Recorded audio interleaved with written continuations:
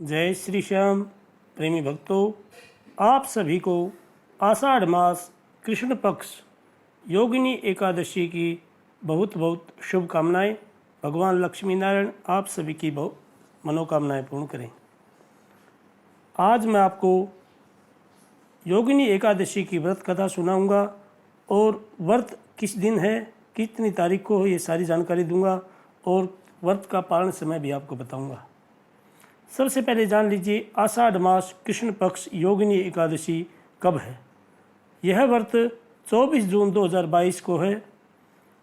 योगिनी एकादशी का व्रत पारण समय 25 जून 2022 को प्रातः 5:41 से 8:12 तक रहेगा। इस दौरान आप अपना पारण करें। अब मैं आपको योगिनी एकादशी की व्रत कथा सुनाऊंगा। सबसे पहले भगवान गणेश जी का ध्यान करें। ओम गजाननं भूतगणादिसेवितं कपित्थजम्बूफलचारुभक्षणं उमासुतं शोकविनाशकारकं नमामि विघ्नेश्वरपादपङ्कजम्।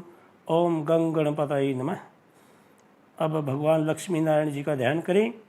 ओम सशंखचक्रं सकीटकुण्डलं सपीतवस्त्रं सरसीरुहेक्षणं सहारवक्षस्थलकौस्तुभश्रियं नमामि विष्णुं शिरसा चतुर्भुजं। श्री लक्ष्मी नारायणाभ्याम नमः। धर्मराज युधिष्ठिर कहने लगे कि हे भगवान, मैंने ज्येष्ठ मास के शुक्ल पक्ष की एकादशी के व्रत का महात्म्य सुना। अब कृपया करके आषाढ़ मास के कृष्ण पक्ष की एकादशी की कथा सुनाइए। इसका नाम क्या है, महात्म्य क्या है, यह भी बताइए। भगवान श्री कृष्ण जी कहने लगे कि हे राजन, आषाढ़ मास के कृष्ण पक्ष की एकादशी का नाम योगिनी है। इसके व्रत से समस्त पाप नष्ट हो जाते हैं। यह इस लोक में भोग और परलोक में मुक्ति देने वाली है। यह एकादशी तीनों लोकों में प्रसिद्ध है। मैं तुमसे पुराणों में वर्णन की हुई कथा को कहता हूँ, ध्यानपूर्वक सुनो। स्वर्गधाम की अलकापुरी नामक नगरी में कुबेर नाम का एक राजा रहता था। वह शिव भक्त था और प्रतिदिन भगवान शिव की पूजा किया करता था। हेम नाम का एक माली पूजन के लिए उसके यहाँ फूल लाया करता था। हेम की विशालाक्षी नाम की एक सुंदर स्त्री थी। एक दिन वह मानसरोवर से पुष्प तो ले आया, लेकिन कामासक्त होने के कारण वह अपनी स्त्री से हास्य विनोद तथा रमण करने लगा। इधर राजा उसकी दोपहर तक राह देखता रहा। अंत में राजा कुबेर ने सेवकों को आज्ञा दी कि तुम लोग जाकर माली के न आने का कारण पता करो, क्योंकि वह अभी तक पुष्प लेकर नहीं आया। सेवकों ने कहा कि महाराज, वह पापी अति कामी है, अपनी स्त्री के साथ हास्य विनोद और रमण कर रहा होगा। यह सुनकर कुबेर ने क्रोधित होकर उसे बुलाया। हेममाली राजा के भय से कांपता हुआ उपस्थित हुआ। राजा कुबेर ने क्रोध में आकर कहा, अरे पापी, नीच, कामी, तूने मेरे परम पूजनीय ईश्वरों के ईश्वर भगवान श्री शिवजी महाराज का अनादर किया है। इसलिए मैं तुझे श्राप देता हूँ कि तू स्त्री का वियोग सहेगा और मृत्युलोक में जाकर कोढ़ी होगा। कुबेर के श्राप से हेममाली का स्वर्ग से पतन हो गया और वह उसी क्षण पृथ्वी पर गिर गया। भूतल पर आते ही उसके शरीर में श्वेत कोढ़ हो गया। उसकी स्त्री भी उसी समय अंतर्ध्यान हो गई।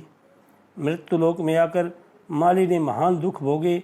भयानक जंगल में जाकर बिना अन्न और जल के भटकता रहा। रात्रि को निद्रा भी नहीं आती थी, परंतु शिवजी की पूजा के प्रभाव से उसको पिछले जन्म की स्मृति का ज्ञान अवश्य रहा। घूमते घूमते एक दिन वह मार्कंडेय ऋषि के आश्रम में पहुंच गया, जो ब्रह्मा से भी अधिक वृद्ध थे और जिनका आश्रम ब्रह्मा जी के सभा के समान लगता था। हेममाली वहां जाकर उनके पैरों में गिर गया। उसे देखकर मार्कंडेय ऋषि बोले, तुमने ऐसा कौन सा पाप किया है जिसके प्रभाव से यह हालत हो गई। हेममाली ने सारा वृत्तांत कह सुनाया। यह सुनकर ऋषि बोले, निश्चित ही तूने मेरे सम्मुख सत्य वचन कहे हैं, इसलिए तेरे उद्धार के लिए मैं एक व्रत बताता हूँ। यदि तू आषाढ़ मास के कृष्ण पक्ष की योगिनी नामक एकादशी का विधि पूर्वक व्रत करेगा तो तेरे समस्त पाप नष्ट हो जाएंगे। यह सुनकर हेममालिनी ने अत्यंत प्रसन्न होकर मुनि को साष्टांग प्रणाम किया। मुनि ने उसे स्नेह के साथ उठाया। हेममालिनी ने मुनि के कहे अनुसार विधि पूर्वक योगिनी एकादशी का व्रत किया। इस व्रत के प्रभाव से अपने पुराने स्वरूप में आकर वह अपनी स्त्री के साथ सुखपूर्वक रहने लगा। भगवान श्री कृष्ण ने कहा कि हे राजन, यह योगिनी एकादशी का व्रत 88,000 ब्राह्मणों को भोजन कराने के बराबर फल देता है। इसके व्रत से समस्त पाप दूर हो जाते हैं और अंत में स्वर्ग की प्राप्ति होती है। अतः आप भी प्रेमी भक्तों पूरे दिन ओम नमो भगवते वासुदेवाय इस मंत्र का जप करें और रात्रि में भगवान का जागरण करें।